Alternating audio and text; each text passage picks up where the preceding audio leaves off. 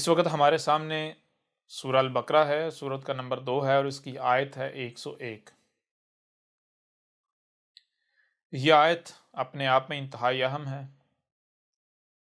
اور اس آیت میں ایسے راز ہیں، ایسی بات کی گئی ہے کہ چونکا دینے والی ہے۔ اس آیت میں دہلا دینے والے راز پوشیدہ ہیں جو کہ آج آپ کے اوپر کھول کر واضح کرتے ہیں۔ اگر شروع میں محسن بات کی جائے تو وہ یہ ہے کہ اس آیت میں یہ بتایا گیا کہ خود کو مسلمان کہلوانے والے ان کے آخر میں نہ صرف ایک رسول آئے گا بلکہ یہ بھی بتایا گیا کہ اس رسول سے قبل کچھ آئیں گے جو کہ کذاب ہوں گے۔ پھر اس آیت میں یہ بھی واضح کیا کہ وہ جو کذاب ہوں گے ان کے ساتھ کیا رویہ اپنایا جائے گا، ان کی پہچان کیا ہوگی، اور اس کے برعکس یہ بھی واضح کر دیا گیا کہ وہ جو رب کا بھیجا ہوا رسول آئے گا اس کی پہچان کیا ہوگی، اور پھر اس کے ساتھ جن کی طرف اسے بھیجا جائے گا یعنی خود کو مسلمان کہلوانے والے وہ اس کے ساتھ کیسا یا کیا رویہ اپنائیں گے۔ اب اگر ہم ظاہر کو دیکھیں تو ظاہر میں ایسا کچھ آپ کو نظر نہیں آئے گا جو باتیں ہم نے کی، لیکن جب باطن کو دیکھا جائے گا تو پھر یہ بات بالکل کھل کر واضح ہو جائے گی کہ ہاں واقعتاً جو کہا گیا ہے وہ اس آیت میں موجود ہے۔ یعنی یہاں پر ایک سوال پیدا ہو سکتا ہے، مثال کے طور پر احمد عیسیٰ صاحب آپ جو ہے، یا احمد عیسیٰ تم یہ جو بات کر رہے ہو ہمیں کسی ترجمے میں نہیں ملتی، ہمیں کسی تفسیر میں نہیں ملتی، یہ تم پہلی بار کہہ رہے ہو یا یہ بات بتا رہے ہو کہ آیت میں یہ لکھا ہوا ہے۔ اگر آیت میں ایسا لکھا ہوا ہوتا یا ایسا لکھا ہوا ہو تو پھر آج تک کسی کو نظر کیوں نہ آیا؟ آج تم واحد ایسے ہو جسے نظر آیا، تم سے پہلے کسی کو نظر کیوں نہیں آیا؟ تو چیز یہ ہے کہ جتنے بھی اعتراضات اٹھائے جائیں، جتنے بھی سوالات اٹھائے جائیں، تو جتنے بھی اعتراضات اٹھائے جائیں تو ایسا نہیں ہے کہ کسی اعتراض کا جواب نہیں یا کسی سوال کا جواب نہیں، بلکہ نہ صرف جو کہا گیا یہ اس آیت میں موجود ہے، بلکہ جو بھی اعتراض اٹھایا جائے گا یا جو بھی اعتراض اٹھایا جائے، جو بھی سوال اٹھایا جائے، ہر اعتراض کا، ہر سوال کا، ہر لحاظ سے تسلی بخش جواب موجود ہے۔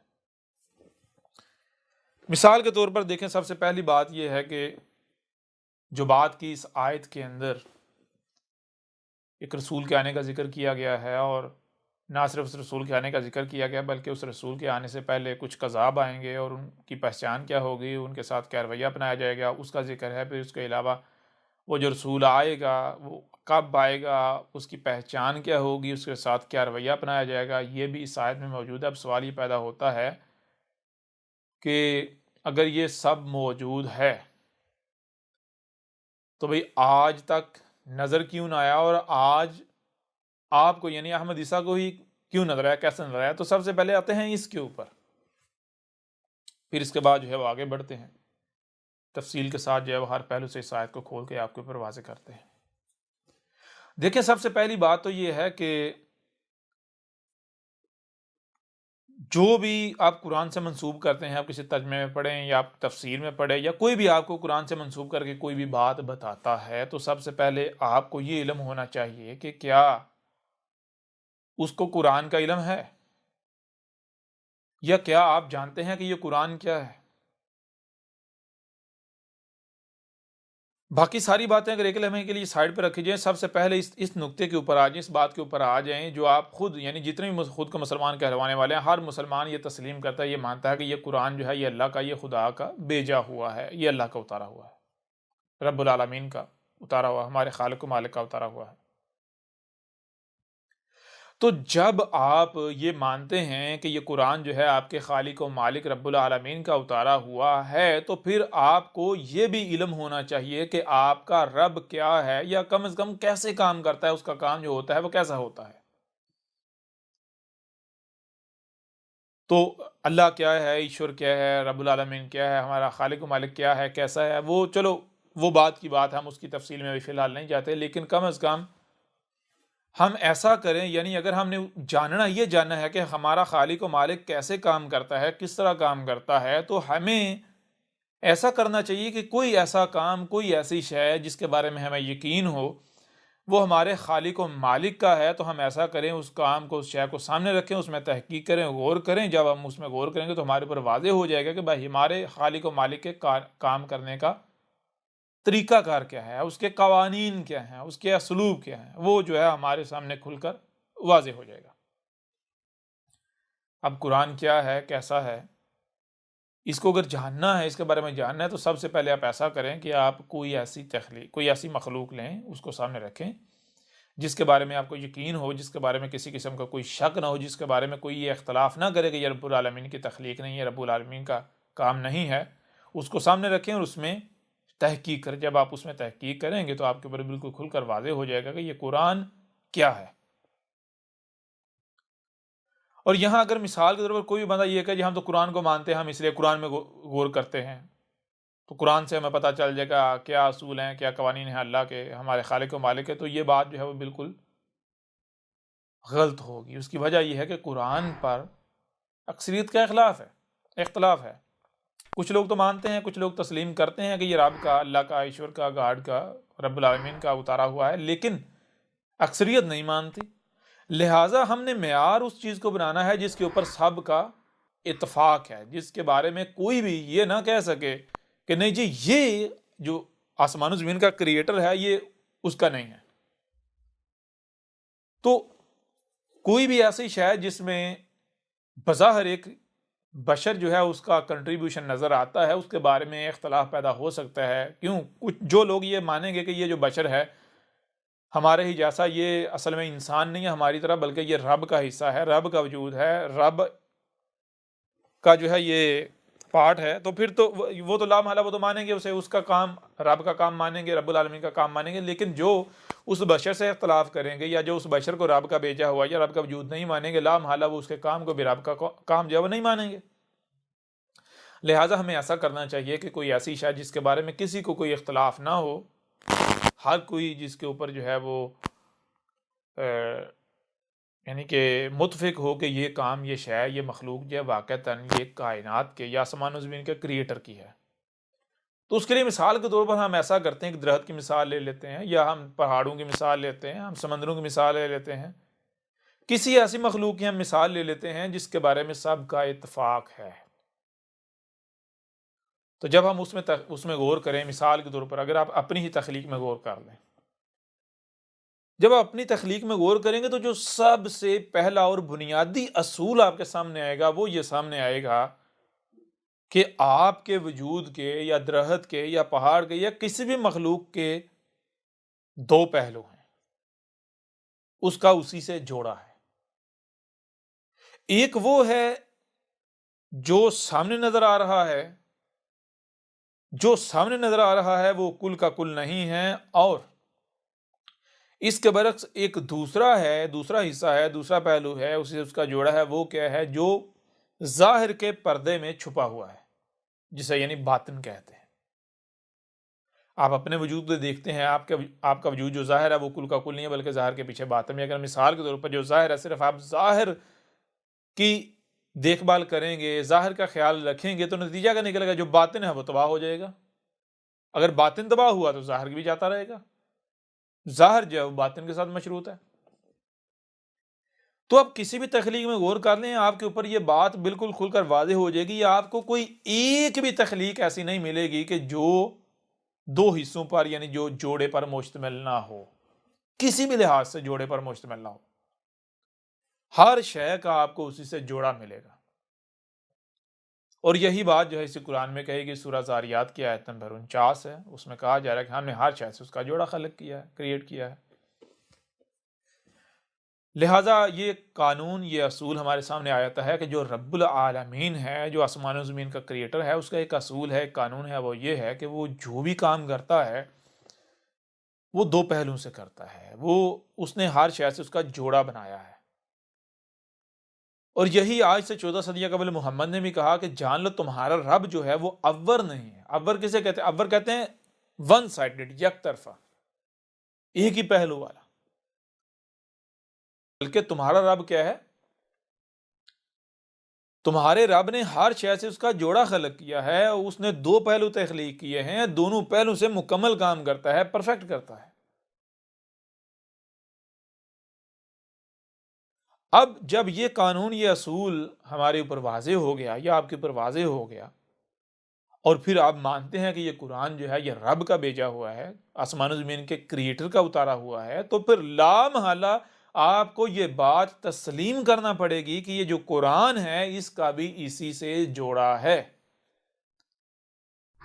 یعنی ایک تو وہ ہے جو آپ کو سامنے نظر آ رہا ہے، جو سامنے نظر آ رہا ہے یہ کل کا کل نہیں ہے، بلکہ یہ اس کا ایک حصہ ہے، یہ اس کا ایک پہلو ہے۔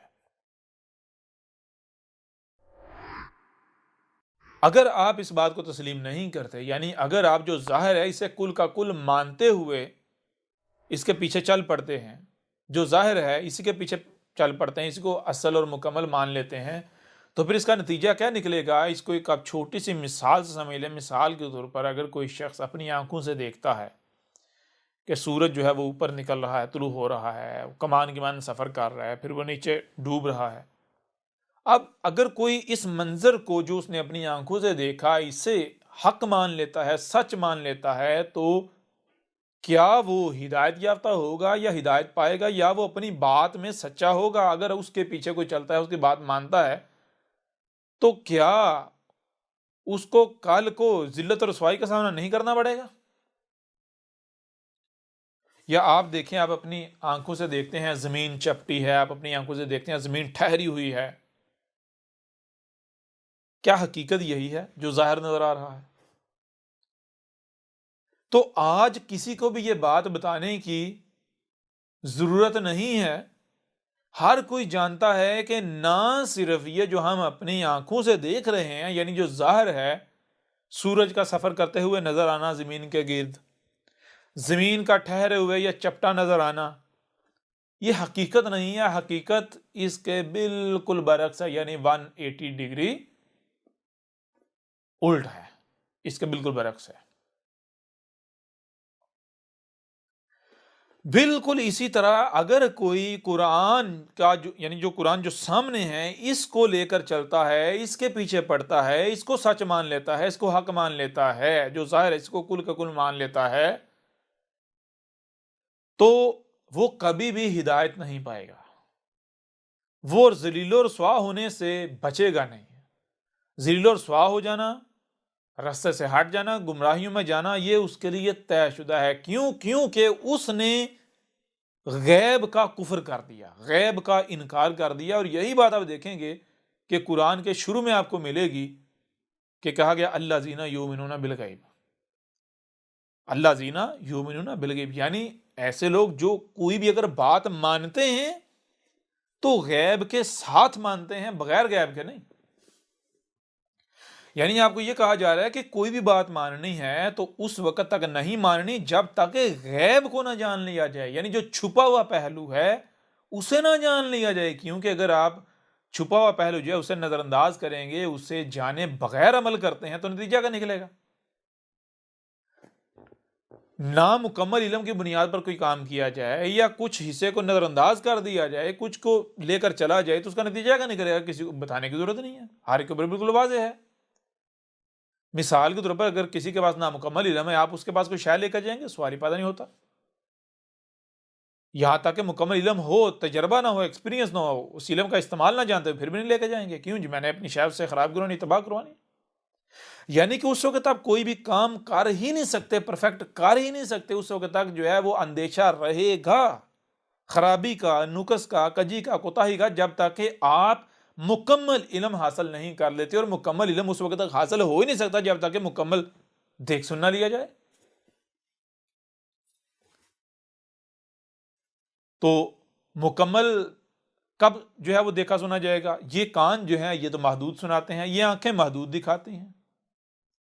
بہت کچھ ایسا ہے جو ان کانوں سے سنا نہیں جا سکتا، بہت کچھ ایسا ہے جو ان آنکھوں سے دیکھا نہیں جا سکتا۔ تو پھر جو ان کانوں سے ان آنکھوں سے سنا اور دیکھا نہیں جا سکتا، اس تک رسائی کیسے حاصل کی جائے گی؟ تو اس کے لیے پھر آپ کے قلوب میں یعنی آپ کے سینوں میں دل رکھے گئے، دل لگایا گیا، دل میں وہ صلاحیت رکھی ہے، یعنی دل وہ سننے دیکھنے کی صلاحیت رکھتا ہے، وہ سمجھنے کی صلاحیت رکھتا ہے جو آپ ان سر کے کانوں، آنکھوں اور دماغ سے سمجھ نہیں سکتے۔ یعنی یہ سر جو سن دیکھ اور سمجھ نہیں سکتا، وہ دل سنتا دیکھتا اور سمجھتا ہے۔ یعنی آپ کو پتا نا ہر چیز اس کا جوڑا ہے۔ تو جب رب نے ظاہر اور باطن کریٹ کیا ہے تو پھر ایسا کیسے ممکن ہے کہ رب ایک ایسی کائنات میں آپ کو وجود میں لا رہا ہے، ایسی جگہ پر آپ کو وجود میں لا رہا ہے جہاں ظاہر اور باطن ہے، تو آپ کو وہ صرف یک طرفہ بنائے، صرف ظاہر دیکھنے والا، ظاہر سننے والا بنائے؟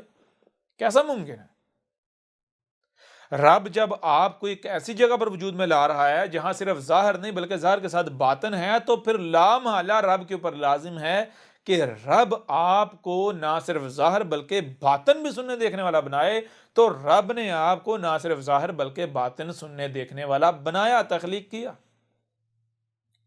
اسی کا آپ دیکھیں گے پورے قرآن میں ذکر ہے،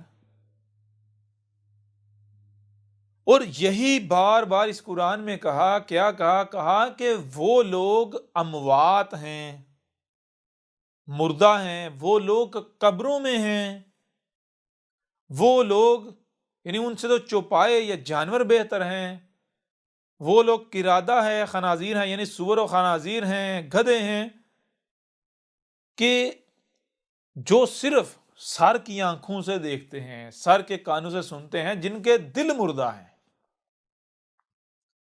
قرآن بار بار یہ بات کہہ رہا ہے کہ اندھے وہ نہیں ہیں جن کی یہ سر کی آنکھیں نہیں ہوتی، نہیں، بلکہ اندھے وہ ہیں جن کے سینوں میں دل اندھے ہو جاتے ہیں، دل ہیں سینوں میں جو اندھے ہو جاتے ہیں۔ اموات وہ نہیں ہیں جو گھڑوں میں پڑے ہوئے ہیں، نہیں، بلکہ اموات وہ ہیں جن کے دل مردہ ہیں۔ قبروں میں وہ نہیں ہیں جو گھڑوں میں جن کو تم دفناتے ہو، نہیں، قبروں میں وہ ہیں جن کے دل مردہ ہیں۔ کیوں؟ کیونکہ دل آپ کو وہ سناتا ہے، وہ دکھاتا ہے، وہ بتاتا ہے جو آپ کا سر آپ کو نہیں دکھاتا، سناتا اور بتاتا۔ تو اس وجہ سے یہ دیکھیں، سب سے پہلی بات تو یہ ہے، یہ آپ کے اوپر واضح ہو جانا چاہیے کہ یہ جو قرآن ہے، اگر تو آپ مانتے ہیں یہ رب کا اتارا ہوا ہے، تو پھر اس کے دو پہلو ہیں، ایک اس کا ظاہر ہے اور ایک اس کا باطن ہے۔ باطن جو ہے اسے عربوں کی زبان میں غیب کہا گیا۔ اب اگر کوئی غیب کو نظر انداز کرتا ہے، غیب کا کفر کرتا ہے، تو پھر وہ ہدایت پائے گا؟ اسی قرآن سے پوچھ لیں۔ غیب کا انکار کرنے والے یا غیب کا کفر کرنے والے، غیب کو نظر انداز کرنے والوں کا انجام کیا ہے، یا وہ کیسے ہوتے ہیں، کیا کرتے ہیں، کہاں جاتے ہیں؟ وہ قرآن نے بالکل واضح کر دیا، وہ ہدایت پا نہیں سکتے، وہ ان کا مقدر گمراہی ہے، ذلت و رسوائی ہے۔ تو اس لیے دیکھیں کہ اس آیت میں اگر آپ ظاہر کو دیکھتے ہیں تو ظاہر تو ظاہری بات ہے، آپ کو آنکھیں وہی دکھائیں گی جو سیاہی سے لکھا ہوا نظر آ رہا ہے، آپ کے کان وہی سنائیں گے جو کوئی اس ظاہر کو دیکھ کر جو ہے آپ کو پڑھ کے سنائے گا۔ دماغ تو آپ کو یہی نتیجہ دے گا، دماغ آپ کو کہاں بتائے گا کہ اس کے اندر اس کے علاوہ کچھ اور بھی ہے؟ وہ جو چھپا ہوا ہے اگر وہ دیکھنا ہے تو اس کے لیے آپ کے پاس پوشیدہ دیکھنے والی آنکھیں بھی ہونی چاہیے، یعنی آپ کا جو دل ہے وہ زندہ ہونا چاہیے، دل حیا ہونا چاہیے۔ دل کیسے زندہ ہوتا ہے، کیسے حیا ہوتا ہے، یہ بعد میں جب ہم صیام کے اوپر بات کریں گے اس میں ڈیٹیل سے بات کریں گے، لیکن یہاں جو بات اہم ہے اسی کے اوپر رہیں گے، وہ یہ کہ اگر کوئی یہ کہتا ہے جی احمد صاحب جو بات آپ کر رہے ہیں یہ ہمیں تو نظر نہیں آ رہی، تو بھائی آپ کو نظر کیسے آئے گی؟ آپ تو رب کے قانون میں اموات ہیں، آپ تو قبر میں پڑے ہوئے ہیں، آپ تو رب کے قانون میں اندھے ہیں۔ جو آپ دیکھ رہے ہیں یہ تو کسی کو، ہر ایک کو نظر آ رہا ہے۔ اصل دیکھنا وہ ہے جو ان آنکھوں سے دکھائی نہ دے، اصل سننا وہ ہے جو ان کانوں سے نہیں سنائی دیتا، ٹھیک ہے نا؟ وہ یعنی غیب، چھپا ہوا دوسرا پہلو۔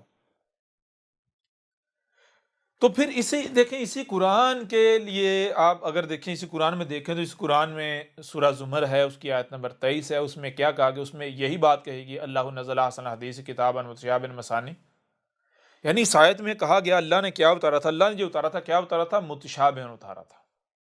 متشابہن کا مطلب کیا؟ اللہ یہ کہہ رہا ہے، اللہ کہہ رہا ہے جو میں نے اتارا تھا وہ یہ تھا کہ اس کے دو پہلو ہیں. ایک تو وہ جو ظاہر ہے، ظاہر کل کا کل نہیں ہے، بلکہ اس کے برعکس اس کے ساتھ اس کا باطن بھی ہے، چھپا ہوا پہلو. تو وہ جو چھپا ہوا پہلو ہے اس کا علم رب کہہ رہا ہے وہ میرے پاس ہے، میرے علاوہ کسی کے پاس نہیں ہے، اور اس وقت تک یعنی کہ وہ علم سامنے نہیں آئے گا جب تک میں سامنے لاؤں گا نہیں.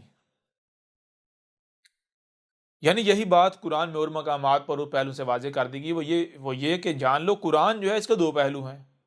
ایک تو وہ جو تمہارے سامنے ہے، یہ جو سامنے ہے یہ کل کا کل نہیں ہے. ایک اس کا باطن بھی ہے، اور باطن کیا ہے وہ ہم نے چھپا دیا ہوا ہے. اس کا علم کس کے پاس؟ اس کا علم ہمارے پاس ہے، یعنی رب کے پاس. رب کے علاوہ کسی کے پاس علم نہیں ہے، اور رب اس کا علم سامنے لائے گا. کب سامنے لائے گا؟ کیسے لائے گا؟ جب جیسے اس کا قانون ہے. رب العزیز الحکیم ہے. رب کوئی بھی کام کرتا ہے اس کے وقت پر کرتا ہے، وقت سے نہ ہی لمحہ بھر پہلے کرتا ہے، نہ ہی اس میں تاخیر کرتا ہے. تو رب نے اسی قرآن میں یہ بات بالکل واضح کر دی کہ اس قرآن میں کیا ہے، اس قرآن میں اس کے نزول سے لے کر ساتھ کے قیام تک کی تاریخ ہے تک کا ذکر ہے. یعنی اس قرآن کے نزول کے بعد جو کچھ بھی ہونا تھا یا جو کچھ بھی ہونا ہے وہ سب کا سب ذکر ہے. اور پھر یہ بتا دیا کہ وہ ذکر کیسے ہے، وہ جو قرآن کے پہلے لوگ گزر چکے ان کی مسلوں سے ہے. یعنی اس قرآن میں ان لوگوں کا ذکر نہیں کیا جا رہا بلکہ ان کی مسلوں سے بعض والوں کا ذکر کیا جا رہا ہے. اور پھر ایک اور چیز بتائی وہ یہ کہ اس وقت تک کوئی ایک بھی آیت بیان ہوگی نہیں، واضح ہوگی نہیں. رب اس وقت تک کسی آیت کو بیان کرے گا نہیں جب تک کہ اس کا مستقر یعنی اس کا وقت نہیں آ جاتا. لہذا اس لیے اگر کوئی یہ اعتراض کرتا ہے جی اے احمد عیسیٰ اس آیت میں آپ کو یہ چیزیں نظر آئیں پہلی دفعہ، اس سے پہلے کسی کو کیوں نہیں نظر آیا اگر ایسا ہے تو بھائی اس کا جواب یہ ہے جس آیت کے بیان ہونے کا وقت ہی آج ہے، جس آیت کا مستقر ہی آج ہے، یہ آیت سے پہلے بیان کیسے ہو سکتی تھی؟ جس آیت کا علم ہی رب نے آج دینا قدر میں کیا تھا، آج بیان کرنا قدر میں کیا تھا، تو اس سے پہلے اگر کوئی یہ دعویٰ کرتا ہے کہ بھائی میں جانتا ہوں اس آیت میں کیا لکھا ہوا ہے، تو یہ تو اس سے سوال بنتا ہے کہ جب کوئی بھی آیت اس سے پہلے یعنی کہ جب تک اس کا مستقر نہیں آتا، اس کا وقت نہیں آتا، اس سے پہلے بیان نہیں ہو سکتی، تو نے کیسے بیان کر لی؟ یہ تو اس سے پوچھنا چاہیے. تو نے جو اس آیت سے سمجھا یہ کیسے ٹھیک ہو سکتا ہے، کیسے سمجھ لیا؟ تجھے کس نے بتایا؟ کیا تجھے اللہ نے بتایا؟ رب نے بتایا؟ کیا اس آیت کے بیان ہونے کا مستقر آ چکا ہے، اس کا وقت آ چکا؟ یہ تو ایسے لوگوں سے سوال کرنا چاہیے کہ تم نے 14 صدیوں تک ہمیں الو کیوں بنائے رکھا کہ جن آیات کا مستقر آج 14 صدیہ بعد ہے تمہارے آباء و اجداد نے کیسا بیان کر لیں؟ اس طرح یہ ایک نہیں بہت سارے سوالات ہیں، لیکن یہاں جو بات آپ کو بتائی جا رہی ہے، آپ کے اوپر واضح کی جا رہی ہے، وہ بات یہ واضح کی جا رہی ہے کہ اگر احمد عیسیٰ ایک ایسی بات کر رہا ہے جو آپ کہتے ہیں جی یہ بالکل نہیں ہے، اس سے پہلے نہ ہم نے سنی نہ ہمارے آباء و اجداد نے سنی، تو ظاہر بات ہے یہی تو حق ہونے کی پہچان ہے. جس آیت نے بیان ہی آج ہونا تھا، ظاہر بات ہے اس کے بارے میں آج سے پہلے کوئی بتا کیسے سکتا ہے؟ اور جب اس آیت کے بیان ہونے کا وقت آنا تھا، اس وقت جب بات کی جائے گی، جب اسے بیان کیا جائے گا، تو ہر ایک لیے نئی ہوگی نا وہ بات. یہی تو حق کی پہچان ہے. تو اب آئیں اس آیت کی طرف. اس آیت میں دیکھیں کیا بات کی. سب سے پہلا جو اصول ہے، قانون ہے وہ ذہن میں رکھنا ہے، ہر شخص اس کا جوڑا ہے. تو یہ ولما جاءہم رسول من عند اللہ، کہا جا رہا ہے وا اور لا کا ما جو، یعنی کہ کہا کہ وہ جو جس رسول کے بھیجے جانے کا ہم نے وعدہ کیا، جس رسول کی بعثت کا ہم نے وعدہ کیا تھا، جاءہم ان میں انہی سے آ گیا، رسول تو کہاں سے آیا ہے؟ من عند اللہ، اللہ کے ہاں سے آیا ہے. اب یہاں سے یہ ذہن میں رکھنا ہے کہ جب یہ کہا جا رہا ہے کہ اللہ کے ہاں سے آیا ہے، تو پھر ہر شے سے اس کا جوڑا ہے، تو اس کا مطلب یہ بنتا ہے، اس کا جو دوسرا پہلو ہے کہ بھائی کچھ ایسے بھی آئے ہیں، یعنی اللہ نے تو وعدہ کیا تھا رسول کے آنے کا، تو اللہ نے جو وعدہ کیا تھا اس سے فائدہ اٹھاتے ہوئے بہت سارے ایسے بھی تھے، یا کم از کم ایک ایسا تھا جس نے یا جنہوں نے اس کا ناجائز فائدہ اٹھایا، یعنی انہوں نے رسول ہونے کا دعویٰ کر دیا. وہ من عند اللہ نہیں سے، یعنی وہ اللہ کے ہاں سے نہیں تھے، وہ غیر اللہ کے ہاں سے تھے، شریک تھے، شیاطین تھے، مجرمین تھے. یہاں جو بات بتائی جا رہی ہے وہ یہ بتائی جا رہی ہے وَلَمَّا جَاءَهُمْ رَسُولٌ مِّنْ عِندِ اللَّهِ، یعنی کہ وہ جو کہ جس رسول کی بعثت کا وعدہ کیا گیا تھا، جب وہ رسول آ گیا تو کہاں سے آیا؟ سب سے پہلی بات جاءہم، ان میں انہی سے آیا، ٹھیک ہے، جاءہم ان میں انہی سے آیا۔ اب یہاں سوال یہ پیدا تھا بھائی کس رسول کا جو ہے وہ وعدہ کیا گیا، کس رسول کا ذکر ہے؟ جب پورا قرآن اٹھا کر دیکھیں، اگر آپ الکتاب جو ہے وہ ڈاؤن لوڈ کریں، اسے حاصل کریں، آپ کے اوپر واضح ہو جائے گا، جس کا ہر مسلمان انتظار کر رہا ہے، جی عیسیٰ علیہ السلام نے آنا ہے، عیسیٰ نے آنا ہے، عیسیٰ نے آنا ہے، عیسیٰ نے آنا ہے، عیسیٰ نے آنا ہے۔ محمد نے بھی بشارت دی تھی، واضح کیا تھا، سب۔ اب یہ کیا کہتے ہیں؟ یہ کہتے ہیں کہ وہ آئے گا آسمانوں سے۔ کس طرح آسمانوں سے آئے گا جناب؟ ایک فزیکلی لحاظ سے اوپر آسمانوں پر چڑھ کے بیٹھا ہے، وہ نیچے آئے گا۔ قرآن کیا کہہ رہا ہے؟ قرآن کہہ رہا ہے کہ وہ کہاں سے آیا؟ وہ ان میں انہی سے آ گیا ہے، ان میں آیا ہے اور انہی سے آیا ہے۔ مطلب یہ کہ جیسے یہ پیدا ہوتے ہیں اسی طرح پیدا ہوا، جیسے یہ پلتے بڑھتے ہیں اس طرح پلا بڑھا ہے، تو اس طرح آیا ہے، پہلی چیز۔ نمبر 2، من عند اللہ، یہاں ایک اور بات بتائی جا رہی ہے، وہ یہ بتائی جا رہی ہے کہ اللہ کے ہاں سے جس رسول کے آنے کا وعدہ کیا گیا ہے، تو وہ اللہ کے ہاں سے آنا کیا ہے؟ غور کیجئے گا۔ مسلمان کیا کہتے ہیں؟ مسلمان کہتے ہیں عیسیٰ اللہ کے پاس ہے، اللہ کے ہاں سے آئے گا۔ تو مسلمان کیا کہتے ہیں؟ مسلمان کہتے ہیں اللہ اوپر کائنات سے الگ اوپر آسمانوں پر چڑھ کے بیٹھا ہوا ہے، اس لیے عیسیٰ بھی اللہ کے پاس ہے، اللہ کے ہاں سے نیچے آئے گا۔ تو اگر تو یہ بات ثابت ہو جائے بھئی اللہ اوپر کائنات سے الگ اوپر آسمانوں پر چڑھ کے بیٹھا ہوا ہے، اور پھر تو باقاعدہ ٹھیک ہے جی عیسیٰ اوپر جا کے چڑھ کے بیٹھ گیا اور اوپر سے نیچے اس طرح آئے گا جیسے یہ کہتے ہیں، لیکن اگر ایسا کوئی اللہ ثابت ہی نہیں ہوتا، بلکہ اللہ العلاج ہے، یہی کائنات ہے، یہی وجود ہے، تو پھر رب کے ہاں سے آنا، اللہ کے ہاں کیا آنا کیا ہے؟ اللہ کے ہاں سے آنا کہ رب جس کو وجود میں لے کر آتا ہے اپنے قوانین کے مطابق، جو مخلوق، جو شے، جو بشر رب کے قوانین کے عین مطابق وجود میں آتا ہے، رب سے بلانگ کرتا ہے، رب سے آتا ہے، اسی کائنات سے آتا ہے، نیچر سے آتا ہے، فطرت سے۔ اب انہوں نے مسلمانوں نے اللہ کے ہاں سے آنے سے مراد کیا لے لیا؟ اللہ جی اوپر چڑھ کے بیٹھا ہوا ہے تو عیسیٰ اللہ کے ہاں سے آئے گا۔ یعنی تھوڑا سا غور کرے، یہاں کس رسول کا ذکر ہو رہا ہے؟ وَلَمَّا جَاءَهُمْ رَسُولٌ مِّنْ عِندِ اللَّهِ، اس رسول کے آنے کا ذکر کیا جا رہا ہے جس رسول نے اللہ کے ہاں سے آنا تھا۔ تو مسلمان کس رسول کے بارے میں کہتے ہیں اس نے اللہ کے ہاں سے آنا؟ کیا عیسیٰ کے بارے میں نہیں کہتے؟ اللہ کے پاس بیٹھا ہوا اللہ کے ہاں سے آئے گا، اللہ کہاں جی اوپر، تو کہاں سے آئے گا عیسیٰ؟ اوپر، اللہ کے ہاں سے اوپر سے آئے گا۔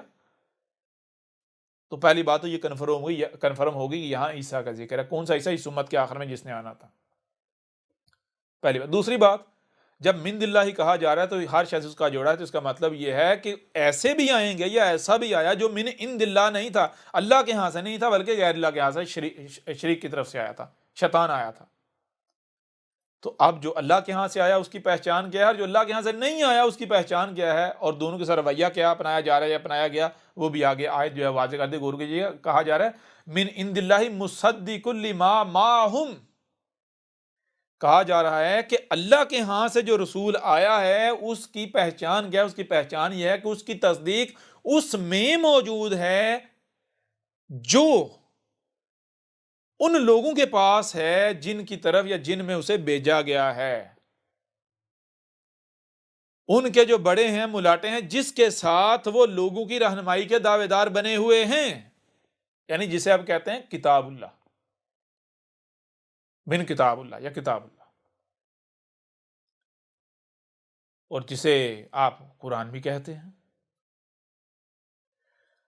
یہ آیت یہ واضح کر رہی ہے کہ اللہ کے ہاں سے آنے والے رسول کی پہچان کیا ہے؟ اللہ کے ہاں سے آنے والے رسول کی پہچان یہ ہے کہ اس کی تصدیق اس میں موجود ہے جو اس وقت لوگوں کے دونوں ہاتھوں کے درمیان ہے، کتاب اللہ سے۔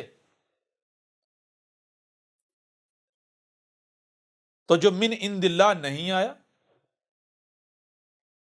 جو اللہ کے ہاں سے نہیں آیا، تو ہر شخص اس کا جوڑا ہے، تو یہاں پر پھر کیا ہو جائے گا؟ آٹومیٹکلی یہ بتایا جا رہا ہے کہ جو اللہ کے ہاں سے نہیں آیا اس کی تصدیق اس میں موجود نہیں ہے جس کے ساتھ یہ لوگ جو ہیں اپنی قوم کی، اپنے لوگوں کی رہنمائی کے دعوے دار بنے ہوئے، یعنی کتاب اللہ جسے ہم قرآن کہتے ہیں۔ آگے بڑھنے سے پہلے یہاں پر ایک سوال پیدا ہوتا ہے، وہ سوال یہ پیدا ہوتا ہے کہ جس رسول کے آنے کا وعدہ کیا گیا تھا، کیا آج تک کسی شخص نے ایسا دعویٰ کیا کہ میں ہوں وہ رسول جس کا وعدہ کیا گیا تھا، جس نے اللہ کے یہاں سے آنا تھا؟ اگر تو کسی نے بھی دعویٰ نہیں کیا تو پھر یہ آیت یہ بتا رہی ہے کہ سچے کے آنے سے پہلے ایک کذاب، کم از کم ایک کذاب لازم آئے گا۔ ٹھیک ہے، یہ آیت یہ بتا رہی ہے۔ اور اگر ہم یہ دیکھیں، ہمیں یہ نظر آتا ہے، یہ ملتا ہے کہ ایک شخص ایسا آیا ہے، تو پھر بھی یہ جان لیں اگر تو وہ پہلا ہے تو قرآن یہ کہہ رہا ہے کہ سچے کے آنے سے پہلے جھوٹا آئے گا، کذاب آئے گا۔ یہ آیت کہہ رہی ہے کیوں؟ وَلَمَّا جَاءَهُمْ رَسُولٌ مِّنْ عِندِ اللَّهِ مُصَدِّقًا لِّمَا مَعَهُمْ، کہا جا رہا ہے کہ اللہ کے ہاں سے جو رسول آیا ہے، جس کے آنے کا وعدہ کیا گیا تھا، اس کی تصدیق اس میں موجود ہے جو ان کے پاس ہے، جس کے ساتھ یہ لوگوں کی رہنمائی کے دعوے دار بنے ہوئے ہیں، یعنی کتاب اللہ۔ تو ہر شے سے اس کا جوڑا ہے، تو جوڑا کیا ہے؟ اللہ کے ہاں، غیر اللہ کے ہاں۔ یعنی اللہ کے ہاں سے جو آنے والا ہے اس سے پہلے جو غیر اللہ کے ہاں سے آنے والا ہے وہ بھی آنا چاہیے، اس کی تصدیق اس میں موجود نہیں ہوگی جو ان کے پاس ہے، جس کے ساتھ لوگوں کی رہنمائی کے دعوے دار بنے ہوئے، یعنی کتاب اللہ، قرآن۔ اب ہمیں غور کرنا ہے، کیا ایسا کوئی شخص ہے جو یہ دعویٰ کرتا ہے، یہ اعلان کرتا ہے کہ میں اللہ کے ہاں سے آیا ہوں اور میں وہی رسول ہوں جس کا تم سے وعدہ کیا گیا ہوا تھا، وہی مسیح؟ تو پتہ چلتا ہے، اگر ہم تھوڑا پیچھے جائیں، ایک صدی پیچھے جائیں، تو جناب ایک مرزا غلام قادیانی کے نام شخصیت جانی جاتی ہے، اس نے کہا تھا کہ میں وہی مسیح ہوں جس کا تم سے وعدہ کیا گیا تھا۔ اب یہاں سوال یہ پیدا ہوتا ہے کہ کیا مرزا غلام قادیانی سے پہلے ایسی کوئی شخصیت آئی؟ تو پتہ چلتا ہے نہیں بھائی، مرزا غلام قادیانی اس سطح پر پہلی شخصیت تھی، اس سطح پر، اس دعوے کی۔ لہذا اگر تو مرزا غلام قادیانی اس لحاظ سے، اس حوالے سے، یعنی کہ وہ پہلی شخصیت ثابت ہو جاتی ہے یا پہلے والے میں ثابت ہو جاتی ہے، تو وہ تو قرآن کی شاید کی روح سے تو آٹومیٹکلی کذاب ثابت ہو جاتا ہے۔ لیکن دیکھنا یہ ہے کہ کیا سچا تو نہیں، یعنی اس کے علاوہ ہو سکتا ہے اوروں نے بھی اس سے پہلے دعویٰ کیے ہوئے، ہمارے علم میں نہ ہو، اس سے پہلے کذاب آ چکے ہوئے ہوں۔ تو چلو اگر اس کو بھی دیکھنا ہے، یعنی اس کو بھی دیکھنا ہے کہ ہو سکتا ہے ہمارے علم میں نہ ہو، اس سے یہ پہلا نہ ہو بلکہ اس سے پہلے بھی آ چکے ہوں، تو پھر دوسری شرط یہ ہے، یعنی اس کے سچا ہونے کی، اگر وہ یہاں پر ہمیں فرق، یعنی فرق لگتا ہے، یہاں پر مسئلہ پیش آتا ہے اس کی پہچاننے میں، دوسری پہچان یہ بتائی کہ دیکھو کیا اس کی تصدیق اس میں موجود ہے جو تمہارے دونوں ہاتھوں کے درمیان موجود ہے، کتاب اللہ سے، یعنی یہ جو قرآن ہے جس کے ساتھ ہم لوگوں کی رہنمائی کے دعوے دار بنے ہوئے، کیا اس قرآن میں اس کی تصدیق موجود ہے؟ کیوں اس قرآن میں تصدیق موجود ہے؟ کیوں کہ یہ قرآن کیا ہے؟ اللہ نزل احسن الحدیث، اللہ نے اتارا تھا، کیا اتارا تھا؟ اس قرآن کے نزول سے لے کر بعد جو کچھ، اس کے بعد جو کچھ بھی ہونا ہے وہ سب کا سب اتارا تھا یہ اس قرآن میں۔ تو آج اگر کوئی آتا ہے تو اس کا ذکر قرآن میں ہونا چاہیے، موجود ہونا چاہیے۔ تو اب اگر دیکھا جائے قرآن کو اٹھا کر تو پتہ چلتا ہے جناب مرزا غلام قادیانی کی پورے قرآن میں کہیں بھی تصدیق موجود نہیں ہے، بلکہ قرآن اسے جو کذاب ہیں، جو مجرمین ہیں، ان کی فہرست میں لا کھڑا کرتا ہے۔ اور اگر کسی کو شک ہو تو احمد عیسیٰ کی الکتاب اٹھا کے دیکھ لے، ڈاکومنٹری ہے، اسے دیکھ لے، شک دور ہو جائے گا۔ اور اگر کسی کو لگتا ہے نہیں جی مرزا غلام قادیانی سچا تھا، تو پھر احمد عیسیٰ تو کھل کر کہتا ہے چیلنج ہے بھائی، آ جائیں، ایسے میدان میں آ جائیں، پتہ چل جاتا ہے کیسے سچا ثابت کرتے ہیں۔ بہرحال اب یہاں تک دو باتیں، پہلی بات کہ ایک رسول کے آنے کا وعدہ کیا گیا، اللہ کے ہاں سے آنے کا وعدہ کیا گیا۔ پھر اگلی بات، اس کی پہچان کیا ہوگی؟ پہچان یہ ہوگی کہ جب اللہ کے ہاں سے آنے کا کہا گیا تو لا محالہ اس سے پہلے ایسے بھی ہوں گے جو اللہ کے ہاں سے نہیں آئیں گے، یعنی غیر اللہ کے ہاں سے بھی آئیں گے۔ پھر جو دوسری بات ہے وہ یہ کہ سچے کی پہچان یہ ہوگی کہ اس کی تصدیق اس میں موجود ہوگی جو لوگوں کے دونوں ہاتھوں کے درمیان ہوگا، کتاب اللہ سے۔ اور جھوٹے کی پہچان یہ ہوگی، کذاب کی پہچان یہ ہوگی کہ قرآن جو ہے اس کی تصدیق نہیں کرے گا، قرآن میں اس کی تصدیق موجود نہیں ہوگی، بلکہ قرآن اسے کذاب ثابت کر دے گا۔ اچھا اب ایک اور بات ہے، وہ آیت میں آگے بڑھیں، آگے کیا ہے، آگے بتا جا رہا ہے نبذ فریق من الذین اوتوا الکتاب.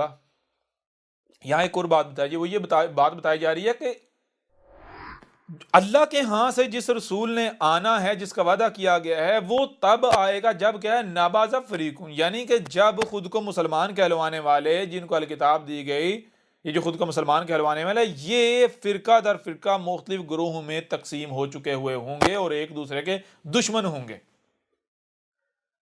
یعنی فرقہ در فرقہ جو ہے یہ تقسیم میں پڑے ہوئے ہوں گے، تقسیم در تقسیم ہو چکے ہوئے ہوں گے فرقہ در فرقہ، اور ایک دوسرے کی گردنیں مار رہے ہوں گے، ایک دوسرے کے اوپر فتوے لگا رہے ہوں گے، جی میں ہی حق پر ہوں، ہم ہی حق پر ہیں، باقی سب باطل ہیں، باقی سب غلط ہیں. جب ایسی حالت ہوگی تو اب آگے بڑھنے سے پہلے یہاں سوال یہ پیدا ہوتا ہے کہ کیا جب مرزا غلام قادیانی آیا، کیا اس وقت یہ حالت تھی؟ تو پتہ چلتا ہے بھائی بہت سارے فرقے تو ایسے ہیں جو مرزا غلام قادیانی کے بعد وجود میں آئے ہیں. اتنی فرقہ پرستی اس وقت نہیں تھی جتنی فرقہ پرستی غلام قادیانی کے بعد ہے. حالانکہ رسول جب آتا ہے تو کیا ہوتا ہے، رسول کے آنے کے بعد فرقہ پرستی سب کچھ ختم ہو جاتا ہے.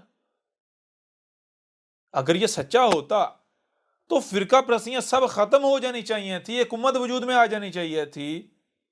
یہاں معاملہ کیا ہے، اس کو گزرے ہوئے بھی صدی گزر گئی تو نہ فرقہ پرستیاں ختم ہوئی ہیں، بلکہ ختم تو نہ تو دور کی بات ہے، مزید فرقہ پرستیاں بڑھ گئیں، اور جو اس کو ماننے کے دعوے دار ہیں وہ خود بھی فرقہ در فرقہ تقسیم ہے. بڑا عجیب قسم کا رسول آیا. تو یہاں بھی قرآن جو ہے اس کی تردید کر رہا ہے، اس کا کذاب ہونا ثابت کر رہا ہے. تو اس کے پھر تھوڑا آگے بڑھیں تو آگے یہ بتایا قرآن یہ بتایا نبذ فریق من الذین اوتوا الکتاب کتاب اللہ وراء ظہورہم کأنہم لا یعلمون. یہ بتایا جا رہا ہے کہ اللہ کے ہاں سے جو رسول آیا ہے تو اس وقت معاملہ یہ ہے کہ جن میں بھیجا گیا ہے یہ خود کو مسلمان کہلوانے والے، ایک تو یہ فرقہ در فرقہ گروہ در گروہ تقسیم ہے، اور نمبر دو ان میں وہ یہاں تک کہ وہ گروہ جو یہ اس چیز کا دعویٰ دار ہیں کہ ہمارے پاس الکتاب ہے، ہمارے پاس کتاب اللہ ہے، ہمارے پاس کتاب اللہ ہے، یعنی کہ جو کتاب اللہ کے دعوے دار ہیں. ایک تو وہ ہے نا جو کہتے نہیں ہم اپنے بابو کے پیچھے چل رہے ہیں، چلو وہ تو بات سمجھ میں آتا ہے، جو بابے کہیں گے، جو بڑے کہیں گے انہی کے پیچھے چلیں گے، جو اپنے ملاٹوں کے پیچھے چل رہے ہیں. لیکن ایسے گروہ بھی موجود ہیں جو گروہ کتاب اللہ کے دعوے دار ہیں، جو کہتے ہیں ہم تو بھائی کتاب اللہ سے رہنمائی لیتے ہیں، ہم تو کتاب اللہ کی اطاعت و اتباع کرتے ہیں، ہمارے لیے تو کتاب اللہ سب کچھ ہے.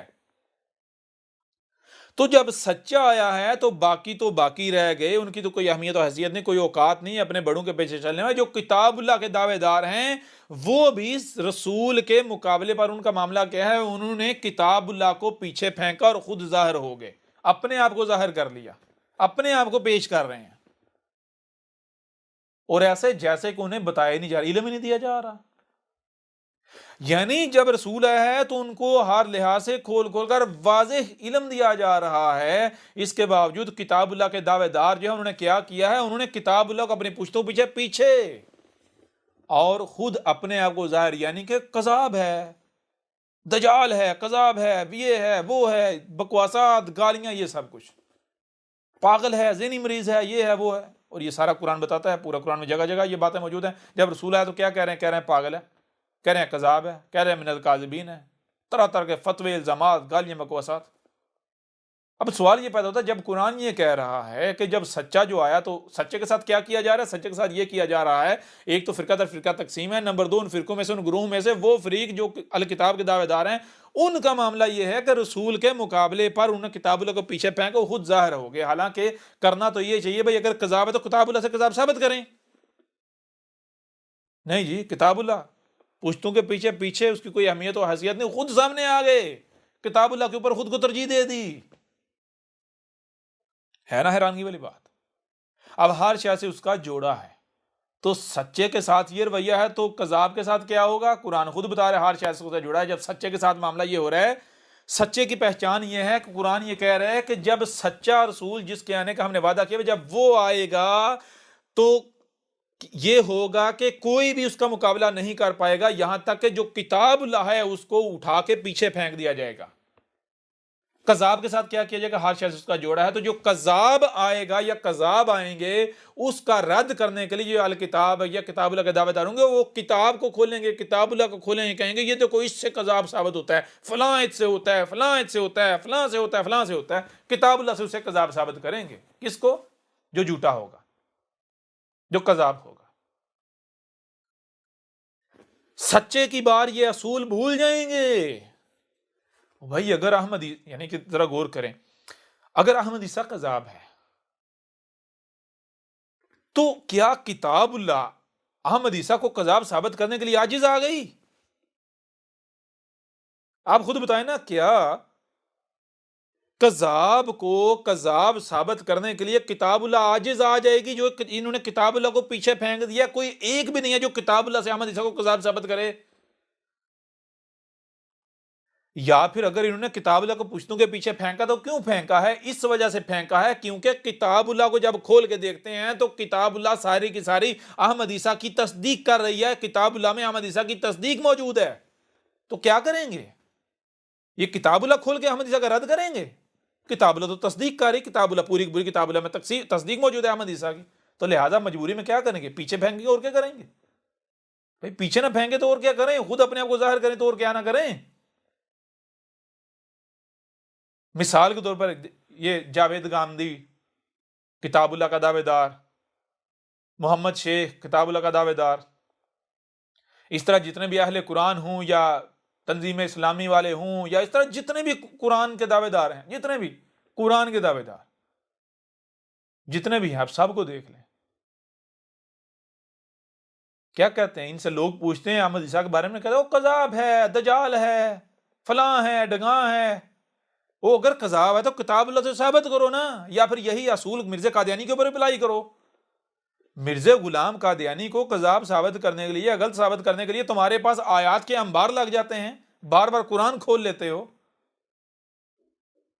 یہاں پر کیا معاملہ ہوا ہے؟ یہاں پر کیا کتاب اللہ عاجز آ گئی؟ یا پھر کتاب اللہ عاجز نہیں آئی، بلکہ کتاب اللہ تو بتا رہی ہے کہ یہ میرا وجود ہے، اسی کا تو میں ذکر ہوں، تم کہاں جا رہے ہو؟ تو تم لوگوں نے کتاب اللہ کو اپنے جوتے کی نوک پر رکھ لیا۔ تو بہرحال یہ چیزیں اب بتائیں ذرا، نظر آتا ہے یہ اس میں نہیں آتا سب کچھ؟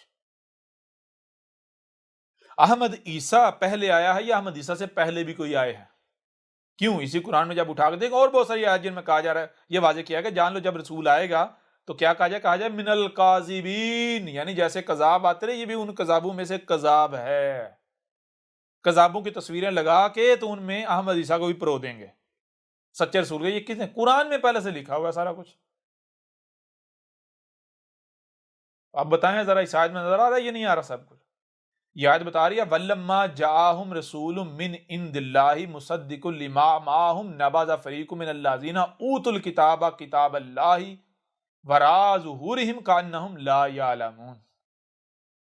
یعنی کہ ایک تو یہ ہے کہ جس رسول کے بیس کرنے کا ہم نے وعدہ کیا تھا، جب وہ رسول آیا تو کیسے آیا؟ ان میں انہی سے آیا، اور اللہ کے ہاں سے آیا۔ اللہ کے ہاں سے آنے کے رسول کی پہچان یہ ہے کہ اس کی تصدیق اس میں موجود ہے، جس کے ساتھ یہ لوگوں کی رہنمائی کے دعوے دار بنے ہوئے ہیں کتاب اللہ سے جو ان کے پاس ہے۔ اور پھر یہ گروہ در گروہ میں تقسیم ہے۔ جب رسول آیا تو ان میں سے وہ گروہ یا وہ لوگ جو کتاب اللہ کے دعوے دار ہیں، چلو باقی تو چلو یہ نا بابو کے پیچھے چل رہے ہیں، انہوں نے جو بابو نے یا بڑو نے کہنا، جو ملاٹو نے کہنا وہی کہنا ہے، لیکن جو کتاب اللہ کے دعوے دار ہیں وہ بھی بڑے کتاب اللہ کے قرآن کے دعوے دار، انہوں نے بھی قرآن کو پیچھے پھینک دیا اور خود اپنے آپ کو ظاہر کر رہے ہیں۔ لوگ اگر پوچھتے ہیں احمد عیسیٰ کے بارے میں، گامدی صاحب احمد عیسیٰ کے بارے میں، تو گامدی صاحب کیا کہ گامدی کہتا جی پاگل ہے، جی پاگل ہے، مینٹل ہے۔ اگر پاگل ہے، مینٹل ہے، تو احمد عیسیٰ کو کتاب اللہ سے ثابت کرو نا۔ احمد عیسیٰ نے تو یہ مسٹر گامدی کو چیلنج دیا۔ یہ مسٹر گامدی کہتا ہے جی قرآن جو ہے، اس قرآن میں ایک عیسیٰ کا ذکر ہے، عیسیٰ ابن مریم، باقی کسی دوسرے عیسیٰ کا قرآن میں ذکر نہیں، قرآن اس سے خالی ہے۔ تو احمد عیسیٰ نے نہ صرف یہ ثابت کر دیا، بلکہ احمد عیسیٰ نے جوید گامدی کو چیلنج کیا ہوا ہے۔ تب سے کھڈ میں بل میں کیوں گھسا ہوا ہے؟ نکلے نا باہر، آئے نا باہر، اگر سچے ہیں تو کیوں نہیں باہر آتے؟ پتہ چل جاتا۔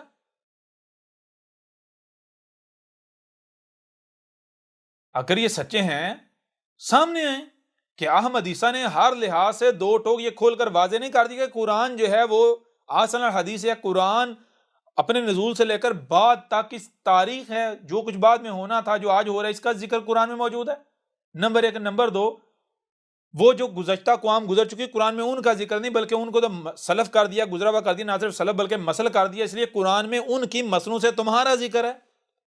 نمبر تین، کوئی ایک بھی آیت اس وقت تک بیان ہو ہی نہیں سکتی جب تک کہ وہ ایونٹ، وہ حادثہ، وہ واقعہ ہو نہیں جاتا۔ جیسے ہی کوئی ایونٹ، کوئی حادثہ، کوئی واقعہ ہوگا تو اس ایونٹ، اس حادثے پر، اس واقعے پر مشتمل جو مبنی آیات ہیں وہ بیان ہو جائیں گی، وہ قرآن کی آیات یاد دلا دیں گی، یہ تھا وہ واقعہ، یہ تھا وہ حادثہ، یہ تھا وہ ایونٹ جس کا آج سے 14 صدیہ قبل یا پھر قرآن کے نزول کے وقت ان آیات، یہ آیات کی صورت میں ذکر اتار دیا گیا تھا۔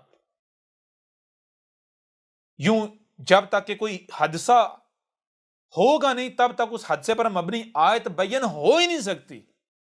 اس لیے قرآن میں دوسرے عیسیٰ کا ذکر ہے، یہ اس وقت تک واضح ہونا ہی نہیں تھا جب تک دوسرا عیسیٰ آ نہیں جاتا۔ تو آج جب دوسرا عیسیٰ آ گیا ہے اور قرآن بھی تصدیق کر رہا ہے، قرآن بالکل قرآن سے کھول کھول کر واضح کر دیا گیا ہے، تو کہاں گئے ہیں بڑے بڑے گامدی وامدی؟ آئیں نا ذرا میدان میں۔ یعنی اس سے واضح کچھ ہو سکتا ہے؟ مثال کے طور پر ایک شخص ہے، ایک مقام پر کہتا ہے جی، کیا کہتا ہے جی میرے بعد رسول آئیں گے۔ کیا وہی شخص دوسرے مقام پر یہ کہہ سکتا ہے کس کا انتظار کر رہے ہو؟ سب کا سب آ چکا ہے، کچھ بھی نہیں آئے گا، اساد کی تمام اشرات آ چکی، اب میرے بعد سوائے اساد کے کچھ نہیں آئے گا، سب کا سب آ چکا؟ کیا یہ ایک شخصیت ہو سکتی؟ عیسیٰ ابن مریم کہتا ہے، سورہ الصف کو اٹھا کر دیکھیں، سورہ الصف کی آیت نمبر 6 میں عیسیٰ ابن مریم کہتا ہے میرے بعد رسول آئیں گے،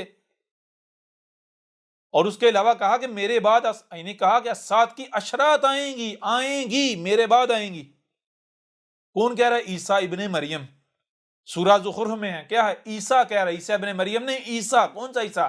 کہا کہ ابن مریم کی مسل عیسیٰ، ابن مریم کو سلف کر دیا گیا، نظر سلف بلکہ مسل کر دیا گیا بعد والے کے لیے، اس لیے ابن مریم کی مسل عیسیٰ جو ہے وہ کہہ رہا ہے، وہ کیا کہہ رہا ہے؟ وہ کہہ رہا ہے کس کا انتظار کر رہے ہو؟ اساد کی اشرات کا انتظار کر رہے ہو؟ وہ سب کی سب آ چکی، میں نے کھول کے رکھ دی، جس میں تم اختلاف میں پڑے تو میں نے سب کچھ کھول کے رکھ دیا، میرے بعد کیا آئے گا؟ میرے بعد سوائے اساد کے کچھ نہیں رہ گیا۔ تو کیا یہ ایک شخصیت ہو سکتی؟ مسٹر گاندھی یہ نظر نہیں آیا آپ کو؟ چلو اب تو علم دے دیا گیا نا، چلو پہلے تو یہ ہے نا، یہی کہا جائے کأنہم لا یعلمون، یعنی کہ یہ الکتاب کے دعوے دار اس طرح کتاب اللہ کو انہوں نے پیچھے پھینکے خود اپنے آپ کو ظاہر کر رہے ہیں، اپنا آپ جو ہے اس کا ظہور کر رہے ہیں، جیسے کہ ان کو علم دیا ہی نہیں جا رہا۔ اور چلو پہلے تو یہ ہے نا کہ دوسرے عیسیٰ والی آیات بیان کرنے کا وقت ہی نہیں آیا تھا، تو بندے کے پاس عذر ہے، بہانہ ہے، اللہ تو نے آیات بیان نہیں کی تھی، ہمیں پتہ ہی نہیں تھا دوسرے عیسیٰ کے بارے میں، آیات بیان ہی نہیں تھی۔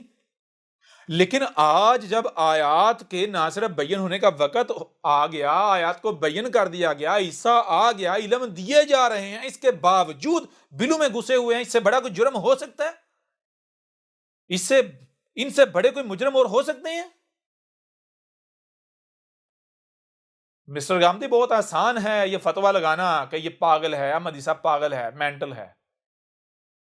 مزہ تب ہے جب احمد عیسیٰ کو مینٹل ثابت کر، البتہ احمد عیسیٰ نے مسٹر گامدی اور مسٹر گامدی جتنے بھی ہیں سب کے سب کو کذاب، مکار، دجال، فراڈی ثابت کر دیا، مشرک ثابت کر دیا۔ اب بہرحال تھوڑا انتظار کرنا، آگے چل کے تمہارے ایک نظریے اور عقیدے کے پر نہ صرف پرخچے اڑائیں گے بلکہ تمہاری جو دانشوری ہے نا، دانشوری، اس کا ایک ٹانکا اکھاڑیں گے ہم بتائیں گے نہ تجھے رب کا پتا، نہ تجھے دین کا پتا، تجھے کسی چیز کا نہیں پتا، تو انتہائی خرافاتی شخص ہے، انتہائی خرافاتی، کسی چیز کا نہیں علم، تو رب العالمین کے اوپر اتنے بڑے بڑے بہتان باندھتا ہے کہ شرم آتی ہے۔ نہ جانے کس طرح تو جرت کرتا ہے اتنے بڑے بڑے بہتان رب العالمین کے اوپر باندھتا ہے، جو تو کس طرح باندھ لیتا ہے، اور جو رب ہے تو اس کے ساتھ دشمنی کر رہا ہے، لوگوں پر دشمنی پر ابھار رہا ہے، اور جس کا کوئی وجود نہیں اس کو رب بنا کر بیٹھا ہوا ہے۔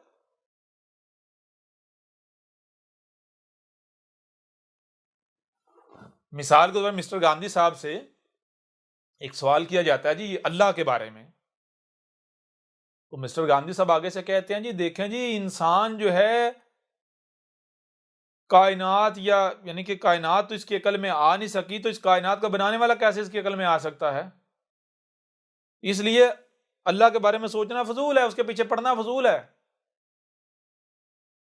ہاں اللہ کیا ہے کیسا ہے، جب ہم آخرت ہوگی نا، جب اللہ کے سامنے کھڑے ہوں گے تو اس وقت اللہ سے پوچھ لیں گے، یا اس وقت خود دیکھ لیں گے۔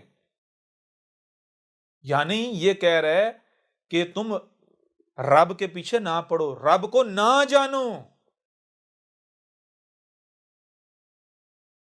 تو مسٹر گاندھی صاحب سے پہلا سوال یہ پیدا ہوتا ہے کہ وہ جناب آخرت میں جب جائیں گے اللہ سے آمنا سامنا ہوگا تو پھر اللہ سے پوچھ لیں گے وہ کیا ہے کیسا ہے، پہلے اس کا وجود تو ثابت کر لو، پہلے وجود اس کا کوئی وجود ہی نہیں ہے۔ بعد میں اگر کوئی جو نظریہ خرافات دماغ میں گڑی ہوئی ہیں اللہ کے نام پر، اگر بعد میں کوئی سامنے آئے نا تو کیا کرو گے؟ کیا کرو گے؟ کس سے پوچھو گے؟ اس سے وہ جب سامنے جائیں گے آخرت ہوگی تب اس سے پوچھ لیں گے وہ کیا ہے کیسا ہے، وہ تو تب نوبت آتی ہے جب یہ ثابت ہو کہ ایسا کوئی اللہ ہے۔ جب اس کا کوئی وجود ہی ثابت نہیں ہو رہا، جب اس کا کوئی وجود ہے ہی نہیں، تو یہ کہنا بعد میں ہم اس سے آخرت میں جا کے پوچھ لیں گے، تو گدھے کے بچے کیوں لوگوں کو ٹرک کی بتی کے پیچھے لگا رہے ہیں؟ کہتے ہیں جی احمد عیسیٰ بڑا بدتمیز ہے۔ احمد عیسیٰ تمہیں 2011 سے دعوت دے رہا ہے، تمہارے اوپر حق کھول کر واضح کر رہا ہے، 2018 تک اپنا چہرہ تو دور کی بات ہے اپنا نام تک نہیں سامنے لایا، اور اس طرح دعوت دی، اس طرح بات کی کہ جیسے والدین اپنے بچوں کو سمجھاتے ہیں۔ اس سے بڑھ کر پیار سے بات کی نہیں جا سکتی، سلیقے سے کی نہیں جا سکتی۔ اس کے باوجود جن کے کانوں پر جون نہیں رینگی تو کیا ان کے لاڈ دیکھے جائیں گے؟ ان کی اہمیت کیا ہے، ان کی حیثیت کیا ہے، ان کی اوقات کیا ہے؟ اگر تمہارے ساتھ اب یہ رویہ اپنایا جا رہا ہے تو جان لو، غور کرو اس کی وجہ کیا ہے۔ زبان سے معاملہ ہاتھوں کی طرف جا رہا ہے۔ جب ابتدا ہوتی ہے پیار سے سمجھایا جاتا ہے، ایک بار، دو بار، تین بار، جب بار بار پیار سے کوئی نہیں سمجھتا تو ایک حد ہوتی ہے، ہاتھوں کو چلانے سے پہلے پھر تھوڑا غصے سے جذبات سے سمجھایا جاتا ہے تاکہ ابھی بھی وقت ہے، باز آ جاؤ سمجھ جاؤ، تھوڑا غصے کا اظہار کیا جاتا ہے۔ اگر پھر بھی کسی کو سمجھ نہیں آتا تو پھر ڈنڈا اٹھا لیا جاتا ہے، تو یہ ڈنڈا اٹھانے سے، ہاتھ کو حرکت میں لانے سے پہلے کا وقت ہے۔ ہاں اگر جنہیں اس رویے سے تکلیف ہوتی ہے تو پریشان، آگے دیکھ لو کہ آگے ہوتا کیا ہے، ساری سمجھ آ جائے گی، ہر چیز سمجھ آ رہی ہے۔ بہرحال یہ چیز ہے کہ اس آیت میں آپ کے اوپر یہ راز بالکل کھول کر واضح کر دیے گئے۔ پہلی بات، رب کی طرف سے جو ہے رسول کے آنے کا وعدہ کیا تھا، یہ جو دروازہ بند کر کے بیٹھے ہوئے ہیں ان کی ختم نبوت بھی اس آیت سے ان کا جو ہے بیڑا غرق ہو جاتا ہے، ان کی ختم نبوت نامی بت جو ہے وہ چاک ہو جاتا ہے، پاش پاش ہو جاتا ہے۔ کیوں؟ یہاں کہا جائے ولما جاءہم رسول، ولما وا اور لما جو کہ جس کا یعنی وعدہ کیا گیا تھا، جس کے آنے کا، جس کی بعثت کا، جاءہم کہاں سے آیا؟ وہ ان میں آیا، انہی سے آیا ہے۔ رسول من سے عند اللہ، اللہ کے ہاں سے آیا ہے۔ ہر شخص کا جوڑا ہے تو یعنی یہ بھی بتایا جا رہا ہے ان میں انہی سے آئے ہیں، غیر اللہ سے بھی آئے ہیں اس سے پہلے۔ لیکن آیا کیا ہے؟ مصدق لما معہم، تو جو اللہ کے ہاں سے آیا اس کی تصدیق اس میں موجود ہے، جو ان کے دونوں ہاتھوں کے درمیان ہے، جس کے ساتھ یہ لوگوں کی رہنمائی کے دعوے دار ہیں یہ ملاٹے۔ نبذ فریق من الذین اوتوا الکتاب کتاب اللہ وراء ظہورہم کأنہم لا یعلمون۔ تو ایک تو چیز یہ ہے کہ اس وقت گروہ دار فرقہ گروہ میں تقسیم ہے، اور نمبر دو ان میں وہ فریق، وہ گروہ جو کتاب اللہ کا دعوے دار ہے، اس کی حالت یہ ہے اس تک کی۔ باقی تو چلو آپ کو بتایا نا، جو اپنے بڑوں کے پیچھے چلتے ہیں، اکثریت کے پیچھے چلتے ہیں، یا کہتے نہیں ہم جو ہے وہ اپنے بڑوں کے پیچھے چلیں گے، وہ تو سمجھ آتی ہے جی ان کا تو قبلہ ہی وہ ہے،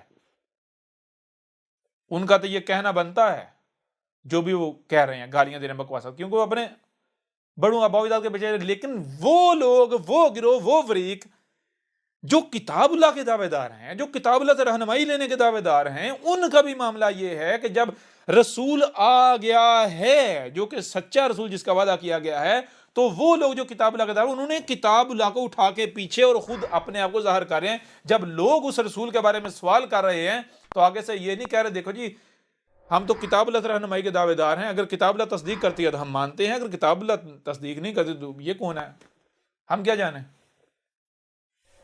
یہ رویہ نہیں کہ اگر لوگ سوال کرتے ہیں تو یہ کہیں بھائی ہم دیکھیں ہم تو کتاب اللہ کے دعوے دار ہیں، اگر کتاب اللہ جو ہے، اگر قرآن جو ہے احمد عیسیٰ کی تصدیق کرتا ہے، اسے سچا کہتا ہے، تو ہماری کیا جرت ہے ہم جو ہے وہ کتاب اللہ کے آگے اپنے آپ کو نہ جھکائیں۔ ایسا رویہ اپنانے کے بجائے الٹا کیا کرتے ہیں، کتاب اللہ کہاں ہے، اب بھول گئے، کتاب اللہ سے رہنمائی کے دعوے دار اب کتاب اللہ کو بھول گئے۔ جب کوئی بھی احمد عیسیٰ کے بارے میں سوال کرتا ہے تو کیا کرتے ہیں، کوئی ان باکس میں کرے، کوئی ای میل کرے، کوئی فون کرے، کوئی میسج کرے، تو جواب کیا آتا ہے، جواب یہ آتا ہے کہ بھئی قذاب ہے، مینٹل ہے، اس کو ہسپتال میں داخل کراؤ، اس کو ماہر نفسیات کی ضرورت ہے۔ یہ جو قذاب آتا ہے ان میں سے قذاب ہے، اور کتاب اللہ پتہ ہی نہیں۔ اگر قذاب ہے تو کتاب اللہ سے ثابت کرو۔ کیسے کریں گے، ان کو پتہ ہے ہم ذلیل و رسوا ہو جائیں گے۔ کتاب اللہ پوری کی پوری احمد عیسیٰ کی تاریخ ہے، احمد عیسیٰ کے ذکر سے بری پڑی ہوئی ہے، احمد عیسیٰ کی تصدیق کر رہی ہے۔ لہذا یہ مسٹر گاندھی ٹائپ جتنے بھی ہیں سب کے سب کو چیلنج ہے، آ جائیں میدان میں، احمد عیسیٰ کو قذاب ثابت کر کے دکھائیں۔ جائیں، اگر آپ نے احمد عیسیٰ کو قذاب ثابت کر دیا، جو انعام کہیں گے اور جو سزا کہیں گے، نہ صرف احمد عیسیٰ وہ انعام دینے کو تیار ہے بلکہ وہ سزا بھگتنے کو بھی تیار ہے۔ اور اگر آپ یہ سمجھتے ہیں کہ چوہے کی طرح یا مینڈک کی طرح بل میں گھسے رہیں گے تو یہ 4 دن شور مچائے گا، اس کے بعد ٹھنڈ رک ہو جائے گی، سکون ہو جائے گا، معاملہ پھر نارمل ہو جائے، ہماری دکانداریاں چلتی رہیں گی، تو جان لو یہ قذاب نہیں ہے۔ اب تک اگر تم قذاب ثابت نہیں کر پائے تو گدھے کے بچوں کیا ایسے چلتا رہے گا؟ اگر قذاب ہوتا تو ایسے ہی چلتا رہتا، جیسے مرزا قادیانی آیا تھا تو گزر گیا، چلتا رہا، 4 دن شور مچا، گزر گیا، چلتا رہا، آج تک چلتا رہا۔ تو اگر احمد عیسیٰ قذاب ہوگا تو ایسا ہوگا نا جو تم سوچ رہے ہو، اور اگر احمد عیسیٰ قذاب ہوتا تو تم عاجز آ جاتے، جیسے اس وقت مرزا غلام قادیانی کے خلاف مختلف کو اٹھا دیا گیا تھا، رب نے کھڑا کر دیا تھا، کیا آج تمہیں نہ کھڑا کر دیتا؟ کوئی ایک بھی کھڑا ہو پا رہا ہے؟ اور کیا پھر کھڑا ہونے، احمد عیسیٰ کے خلاف کھڑا ہونے کی تم لوگوں نے کوشش نہیں کی؟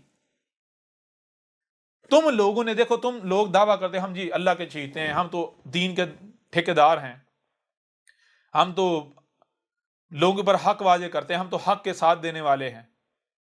اب ذرا غور کرو، اگر کوئی حق کا ساتھ دینے والا ہو تو کیا رب اسے ایسے ہی چھوڑ دے گا؟ رب اسے لاوارث چھوڑ دے گا؟ بڑی عجیب بات ہے، تم احمد عیسیٰ کو کہتے ہیں یہ قذاب ہے، باطل ہے، اور تم باطل کے خلاف کھڑے ہوتے ہو، تم حق کے دعوے دار ہو، تو رب کو تو تمہیں لاوارث نہیں چھوڑنا چاہیے، رب کو تو تمہاری مدد کرنی چاہیے، تمہاری نصرت کرنی چاہیے احمد عیسیٰ کے مقابلے پر۔ لیکن تمہارا معاملہ کیا ہے، تم تو لاوارث ہو، تم تو یتیم ہو چکے ہو، احمد عیسیٰ کے مقابلے پر تمہارے پاس ایک لفظ نہیں ہے، احمد عیسیٰ کے مقابلے پر تم گونگے ہو چکے ہو، بلوں میں گھس چکے ہو، رب نے تمہیں لاوارث چھوڑ دیا، کیوں؟ ایسا رب کب کرتا ہے؟ ایسا رب اپنے وجود کے خلاف اپنے شریک کی مدد کرے گا، نصرت کرے گا؟ سوال ہی پیدا نہیں ہوتا۔ رب اگر کسی کو لاوارث چھوڑتا ہے تو کیوں چھوڑتا ہے؟ جب رب کے ساتھ دشمنی کی جاتی ہے، حق کے خلاف جو کھڑا ہوگا وہ لاوارث ہی ہوگا، اس کی کوئی بنیاد نہیں ہوگی، ٹھیک ہے نا؟ اور دیکھ لو تم اپنے کردار کو، تمہارا کردار یہ واضح کر رہا ہے، تمہارا کردار چیخ چیخ کر یہ واضح کر رہا ہے، اعلان کر رہا ہے کہ یہ احمد عیسیٰ کذاب نہیں ہے بلکہ سچا ہے، یہ حق ہے۔ تو جب احمد عیسیٰ حق ہے تو تم کیا سمجھتی ہو کہ ایسے ہی چلتا رہے گا؟ حق لا شریک ہے، حق اپنا شریک برداشت نہیں کرتا، اور یہ تم لوگوں کو وارننگ دی جا رہی ہے، متنبہ کیا جا رہا ہے۔ حق جب آج بشری صورت میں سامنے آ گیا ہے تو حق آج اب بشری صورت میں بھی اپنے شریک برداشت نہیں کرے گا. حق لا شریک ہے. ہاں یہ ہے کہ حق براہ راست ڈنڈے کا استعمال نہیں کرتا، پہلے متنبع کرتا ہے، ہر لحاظ سے متنبع کرتا ہے. جب حجت کر دی جائے ہر لحاظ سے، کسی کے پاس کوئی بہانہ نہ رہے، تب پھر حق جو ہے ڈنڈے کا استعمال کرتا ہے. براہ راست حق ڈنڈے کا استعمال اس لیے نہیں کرتا تاکہ کل کو کوئی یہ نہ کہے، بعد میں کوئی یہ نہ کہے کہ اگر ہمیں متنبع کیا گیا ہوتا، اگر ہمیں بتایا گیا ہوتا، ہمارے پر واضح کیا گیا ہوتا، تو ہماری کیا جرت تھی کہ ہم جو ہے وہ اپنے آپ کو حق کے آگے سرنڈر نہ کرتے، نہ جھکاتے، ہم تو مان جاتے. تو بعد میں کوئی یہ عذر پیش نہ کر سکے، یہ بہانہ پیش نہ کر سکے.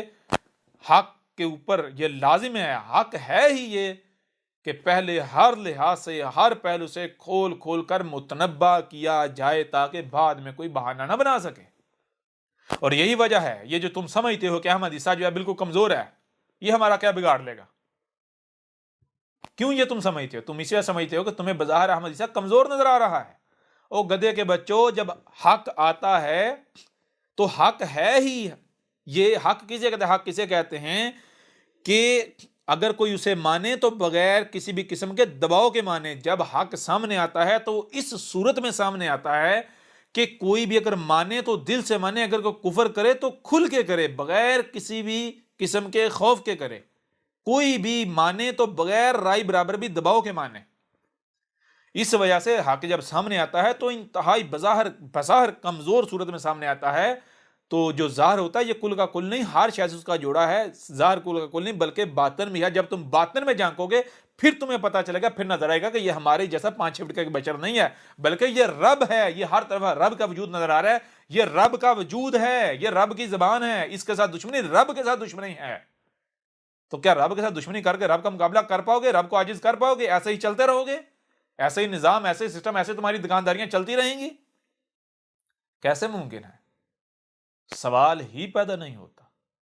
یہاں پر خود کو جو قادیانی کہلوانے والے ہیں، احمدی، مرزائی، جو بھی کہلواتے ہیں، ان کے لیے بھی سوچنے کا مقام ہے کہ تم لوگ بھی جو اندھوں کی طرح وہی کر رہے ہو جو باقی کر رہے ہیں، تو جان لو کل کو تمہارے پاس کوئی عذر نہیں ہوگا، کوئی بہانہ نہیں ہوگا. آج تمہارے پاس بھی وقت ہے، آنکھیں کھول لو، ورنہ ظاہر بات ہے تمہارا بھی وہی رزق. تم بھی خبیث کھاتے ہو، خبیث ہو، تمہاری سوچیں خبیث، فکریں سب کچھ خبیث. کہاں سنو گے؟ کہاں؟ جب تک وہی لاتوں کے بت باتوں سے نہیں مانتے، جب تک ڈنڈا حرکت میں نہیں آئے گا، ہاتھ حرکت میں نہیں آئیں گے، تب تک کہاں زبان کہاں اثر کرتی. بہرحال حق ہر لحاظ سے آپ کے اوپر کھول کر واضح کر دیا گیا. اس آج سے بھی جو حقائق ہیں وہ آپ کے اوپر کھول کر واضح کر دیے گئے. اب جس کا جی چاہتا ہے مانے، جس کا جی چاہتا ہے نہ مانے. جو سنتا ہے مانتا ہے اس کا اپنا فائدہ ہے، جو نہیں سنتا نہیں مانتا اس کا اپنا نقصان ہے. احمد عیسیٰ کے اوپر صرف اور صرف یہ ہے کہ اس حق کو ہر لحاظ سے، ہر پہلو سے کھول کھول کر پہنچا دے، جو کہ الحمدللہ ہر لحاظ سے احسن طریقے سے اپنی ذمہ داری کو پورا کر رہا ہے. لہٰذا ملتے ہیں اگلی نشست میں، تب تک کے لیے آپ یہ کلپ دیکھیں. احمد عیسیٰ کون ہے؟ کیا آپ احمد عیسیٰ کو جانتے ہیں؟ احمد عیسیٰ وہ ہے جس نے ان باتوں پر سے پردہ اٹھایا ہے جس پر آج ہر کوئی اختلاف کر رہا ہے. حق اور باطل کی پہچان اب انتہائی آسان. آج ہی الکتاب کو ڈاؤن لوڈ کریں. مزید ویڈیوز کے لیے احمد عیسیٰ کے یوٹیوب چینل کو وزٹ کریں